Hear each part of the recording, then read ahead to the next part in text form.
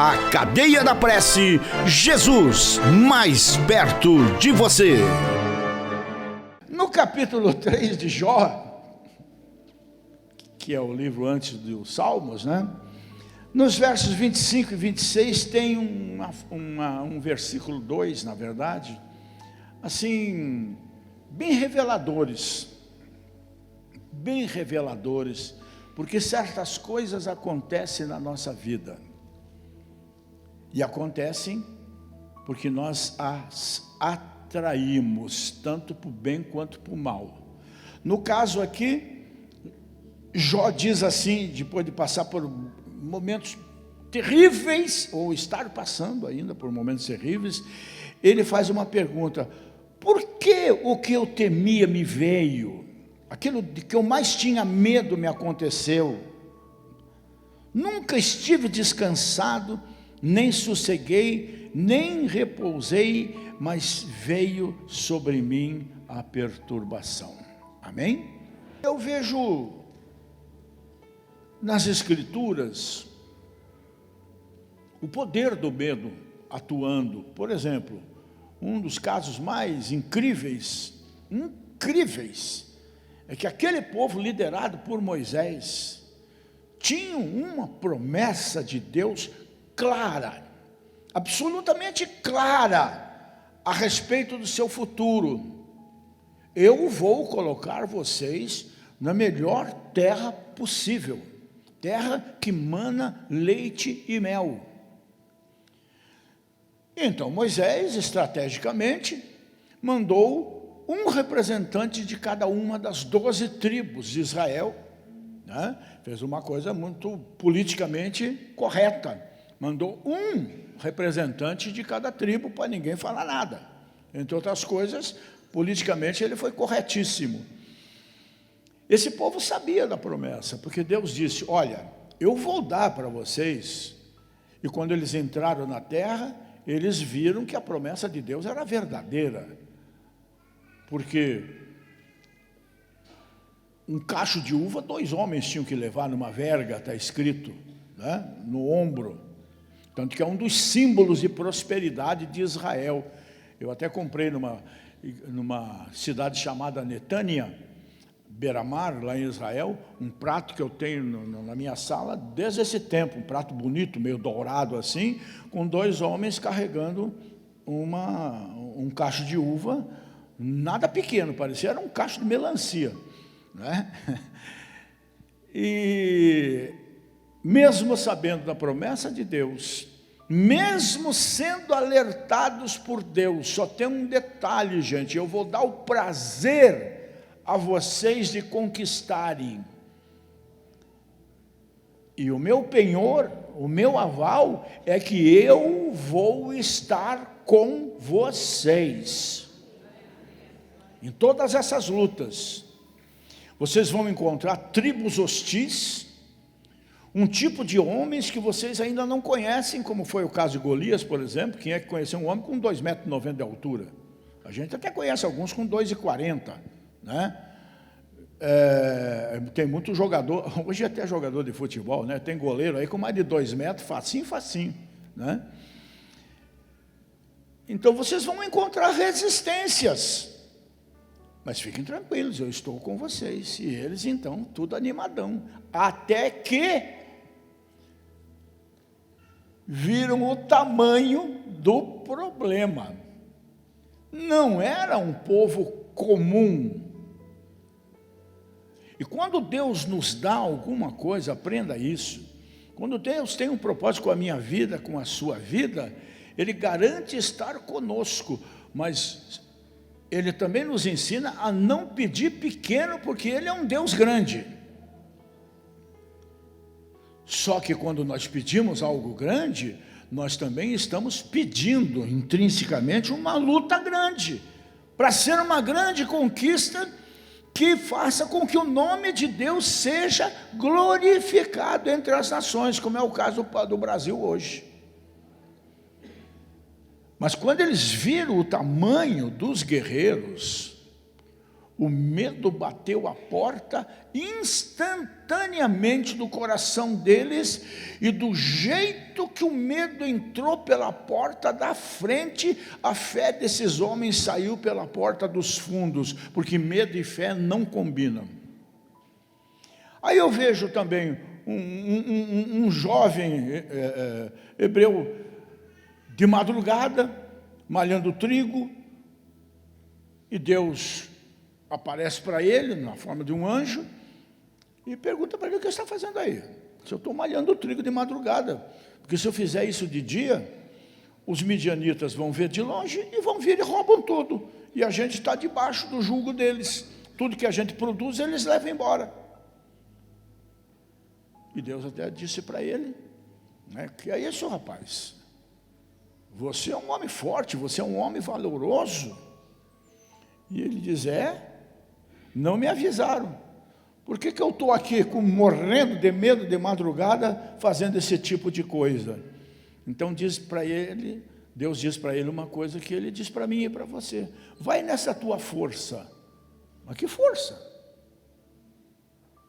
No caso dele, a força da indignação, a força da inconformação, de não aceitar derrota, não aceitar ser pequeno, não aceitar viver com medo, não aceitar a fome, a miséria, mas ir para a luta. E que luta é essa? Enfrentar seus gigantes, a preguiça, a falta de vontade de estudar, a falta de vontade de trabalhar, a falta de vontade de tomar um banho, botar uma roupa, cortar a barba e tudo mais, de se apresentar numa empresa para que Deus tenha oportunidade de te dar o melhor emprego que você possa imaginar, assim por diante. Aí eu vejo Saul. Saul foi escolhido pelo seu povo. Saul não foi escolhido por Deus. Deus permitiu que o povo escolhesse, porque ficou irritado com aquele povo, porque enquanto Deus os dirigia, Israel era uma nação vencedora. Mas de repente ele, vendo que todas as outras nações tinham reis, eles inventaram de querer ter um rei também. E aí pressionaram o profeta Samuel, que falava com Deus, até que Deus disse: chegou aqui, eles querem um rei, eles vão ter um rei, eles vão ver o que é bom para a tosse. Eles que escolham um rei. Deus não escolheu. E eles escolheram Saul. Por quê? Porque, segundo as Escrituras dizem, Saul era um homem fisicamente, só fisicamente, acima da média. Era um homem bonito, assim, fazia lembrar um tal de Rogério Amorim aí. Era um homem que devia ter 1,90 m de altura, já não faz lembrar o Rogério Amorim. Né? Em outras palavras, ele era um homem mais alto da nação. Então é esse aí, foram pela vista. Né? Como principalmente homens e mulheres, né? Que de casa e depois se arrebentam tudo por causa que achavam ele bonitinho. Depois vão ver como ele era feio por dentro. Não é? E esse Saul, sendo rei em Israel, passou por um momento de paura impressionante quando ele viu o tamanho de Golias. E não apenas ele, os irmãos de Davi, todo o exército de Israel, ninguém se atreveu. E por que esses vexames todos aconteceram? Medo. Que, desculpe a franqueza, é sinônimo de falta de fé, de vacilo na fé. Porque se a Bíblia diz que maior é aquele que está em mim do que aquele que está no mundo, é porque certamente isso é verdade. E se o maior está em mim, por que teria medo eu daquele que está no mundo? Tenha ele a aparência que ele tiver. Nós já sabemos, Pedro aprendeu sofrendo. Pedro aprendeu na prática. Por isso ele tem autoridade para escrever numa das suas 2 cartas, né? Sede sóbrios, vigiai, porque o diabo, vosso adversário, anda ao vosso derredor, rugindo como se fosse um leão, buscando a quem possa destruir, botando medo. Rugindo como se fosse, mas não é. E por outro lado, pastor, mas é assim, o diabo está assim ao meu derredor todo dia? Pode ter certeza que está. Não tenha dúvida que está, porque está escrito. Nós vivemos rodeados de capeta nesse mundo. Só que a Bíblia também diz que o anjo do Senhor acampa-se ao redor daqueles que o temem. Redor é juntinho, de redor é mais longe. Então, para chegar em mim, vai ter que vencer o mais valente. Meu irmão mais velho, Jesus Cristo Senhor. Amém? Então, gente, se a gente der uma lida rápida nos primeiros 30 e poucos capítulos do livro de Jó, nós vamos ver que aqui está revelado toda coisa ruim que se possa imaginar e que aconteceu na vida de Jó. E neste caso até foi permitido por Deus, mas ele não foi provado mais do que podia suportar, como também é prometido por Deus. Primeiro, ele tinha os seus 10 filhos, uma família conhecidíssima, respeitadíssima, um homem honrado, um homem fiel, um homem que cultuava a Deus, um homem riquíssimo para aquele tempo, mas que infelizmente abrigava no seu coração um demônio oculto chamado medo. Tanto que o texto que nós lemos aqui diz: por que o que eu mais tinha medo me aconteceu? O que mais eu receava veio para cima de mim? Aí ele diz assim: nunca estive descansado, nem sosseguei, nem repousei. Por isso veio a perturbação. Rico, famoso, tudo, mas não tinha sossego. Provavelmente o seu desassossego era justamente o que é normal na vida dos ricos, né? Extremamente dos mais ricos, é perder tudo, é ser passado para trás, ou qualquer coisa parecida assim. Então roubaram seus bois e jumentos. Quando a gente fala em bois, jumentos e ovelhas, nós estamos falando de dinheiro, gente. Isso aqui era moeda corrente na época, eram os sacrifícios de então. Não era oferecer como nós oferecemos a Deus hoje, de uma forma tão prática, dinheiro de dízimo, de oferta ou oferta de missão. Era trazer animais para serem sacrificados. Por quê? Porque era moeda corrente. A riqueza de um homem se media pela quantidade de bois que ele tinha, de ovelhas que ele tinha, de jumentos que ele tinha, de camelos que ele tinha. Era assim que era medido, né? Então roubaram seus bois, seus jumentos, queimaram suas ovelhas e todos os seus empregados. Queimaram, está escrito. Os caldeus roubaram todos os camelos, levaram toda a grana do homem, e de quebra, um vento forte fez cair a casa, matando seus filhos e filhas. Ontem tem uma tempestade aqui, né? Eu lembro a minha filha, Paula. Naquela hora ela estava pregando numa igreja aqui em Campo Magro, e o vento levou tudo, levou a cobertura inteira da igreja, ficou descoberta no mesmo instante, e uma telha caiu na cabeça dela. Mas está bem, passa bem. Como diz o outro, morreu, mas passa bem. Não, que nada, está tudo bem. Quem sabe bota os neurônios no lugar. E de quebra veio um repique de sofrimento para cima dele, porque o diabo disse a Deus: beleza, o Senhor tirou todas essas coisas materiais, quero ver se tocar na saúde dele, como é que ele vai, se ele não vai te negar. Eu disse: tá, só toca, mas matar você não mata. E tocou, e ele foi tomado de uma lepra de cima embaixo, né? E ainda tudo que sobrou para ele, ainda foi só a mulher dele. que o aconselhou de cara a amaldiçoar a Deus e morrer.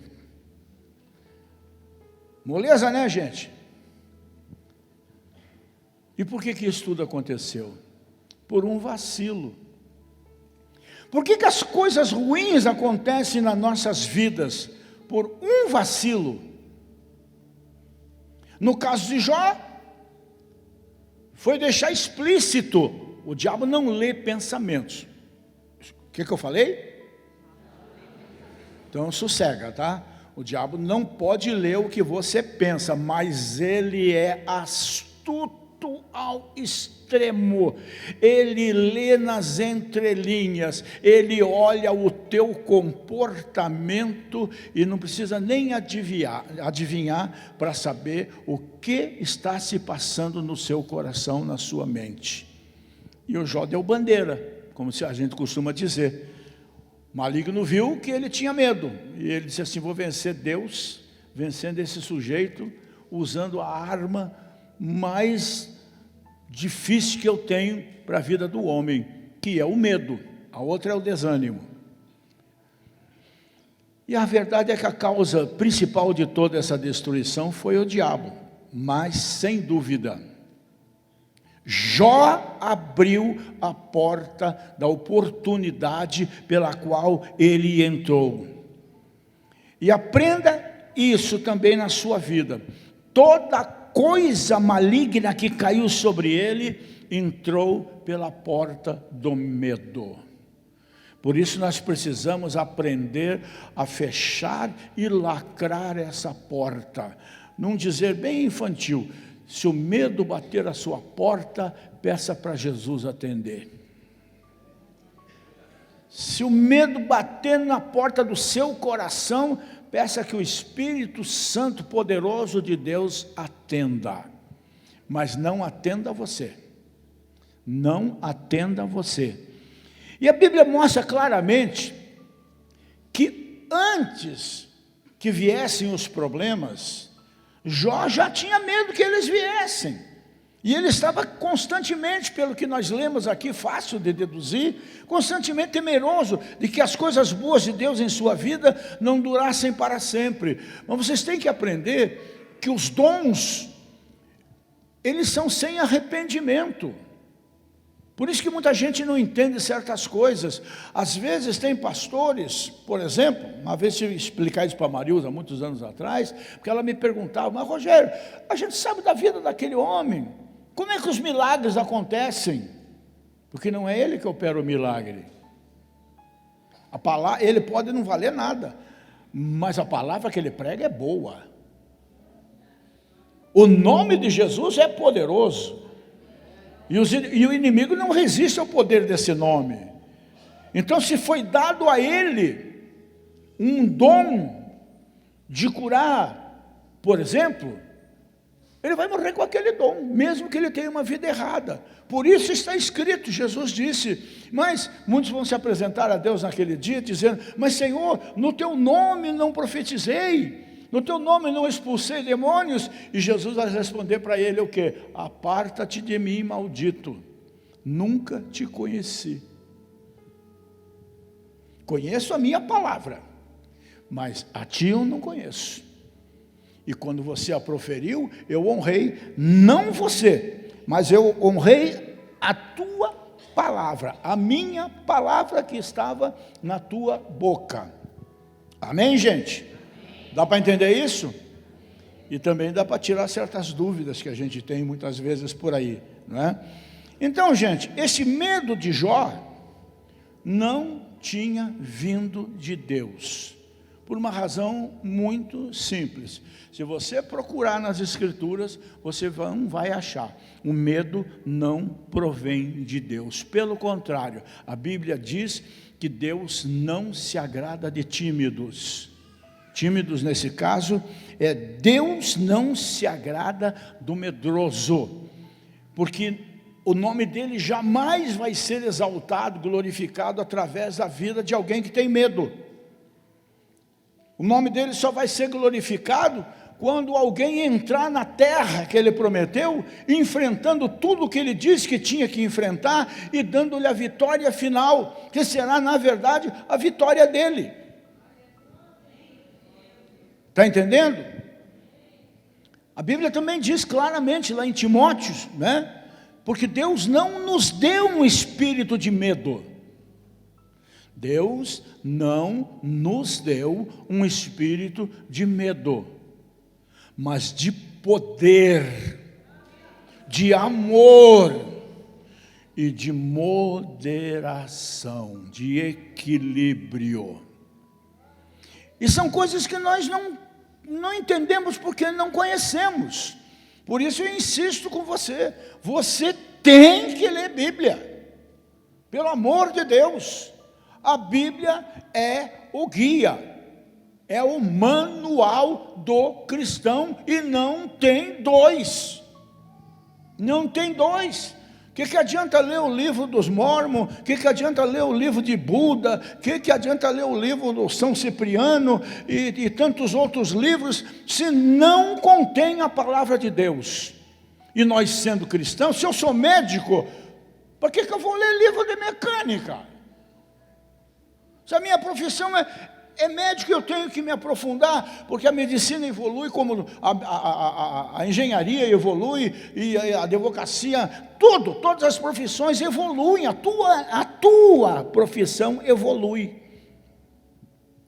A profissão hoje, quem é que podia supor que a televisão hoje tivesse 1 milhão de programas de chefes, de cozinheiros e cozinheiras, e essa gente ganhasse tanto dinheiro, e as pessoas gastassem tanto tempo? Às vezes eu faço isso, fico olhando aqueles caras cozinhando ali, ou algumas mulheres, como aquela lindona daquela Rita Lobo, ou daquele bonitão também do Rodrigo Hilbert, né?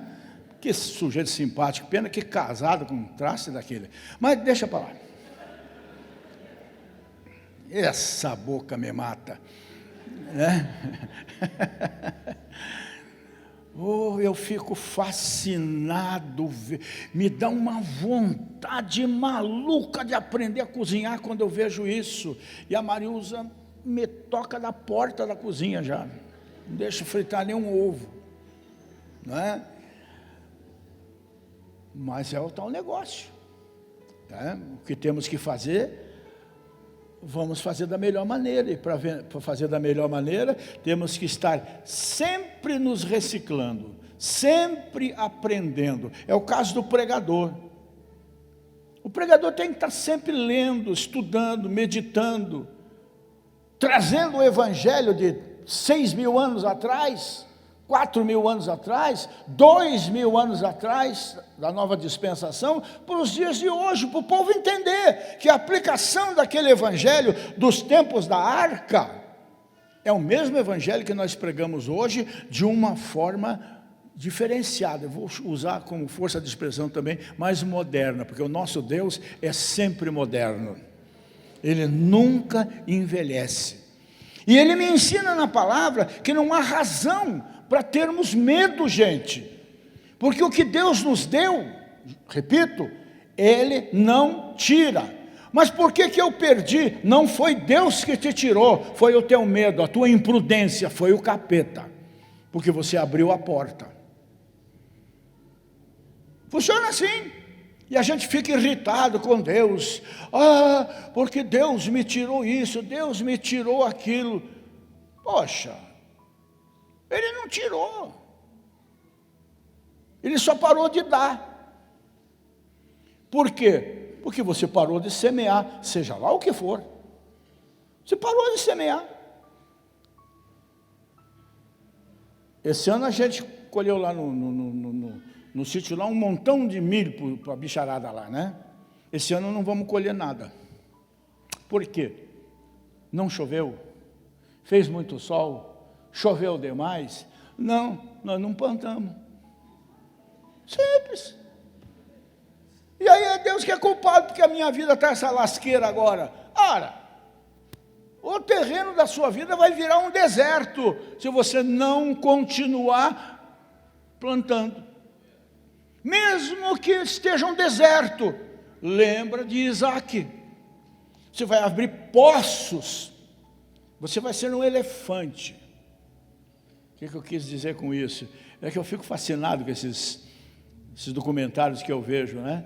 Aquilo é um deserto, assim, tudo seco, não tem pastagem. Os elefantes chegam a ficar na ponta dos pezinhos de trás para pegar lá em cima com a tromba um pouquinho de verde para comer. E aí a matriarca da manada, ela vai levando todo mundo, ela acha o leito de um rio seco e ela vai indo até chegar num determinado momento. Aí ela começa com aquelas patinhas delicadas, né?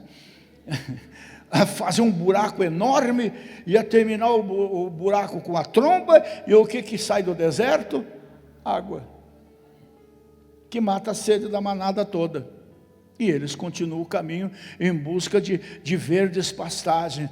Gente, nunca desista. Talvez até algumas coisas acontecem na nossa vida de aparentemente ruins, por uma razão muito simples. Vê o que eu vou dizer, hein? Porque Deus não desiste de você. Não vou contar meu testemunho de novo.